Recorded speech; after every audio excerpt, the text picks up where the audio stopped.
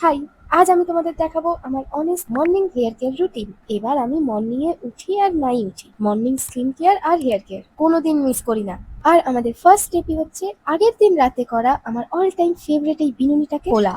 তারপর হচ্ছে আমার ফেভারিট এই অয়েলটা, যেটা আমি সিরামের মতো অ্যাপ্লাই করি। এটার জাস্ট 4 ড্রপসই এনাফ আমার চুলকে ম্যানেজেবল আর সফট রাখতে, আর এটা চিপচিপও করে না। এরপর আসছে আমাদের সেভিয়ার হেয়ার ব্রাশ।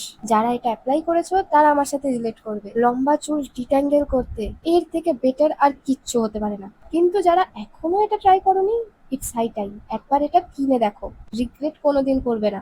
এরপর হচ্ছে সবচেয়ে ইম্পর্টেন্ট এই স্ক্যাল্প টোনারটা, যেটা আমি নিজে বাড়িতে বানিয়েছি। আর এটা হেয়ার ফল কন্ট্রোলের সাথে সাথে নতুন হেয়ার গ্রোথও দেয়। আর আমাদের লাস্ট স্টেপ হচ্ছে আবারও আমার অল টাইম ফেভারিট হেয়ার স্টাইলে ফিরে যাওয়া। এটা হয়তো প্রথম ভিডিও যেটা যেখান থেকে শুরু হয়েছিল পুরো হেয়ার কেয়ার করার পর আবার সেইখানেই পৌঁছে গেছে। আর স্ক্যাল্প টোনারের রেসিপি চাইলে আমাকে কমেন্টে জানিও। ওকে, বাই।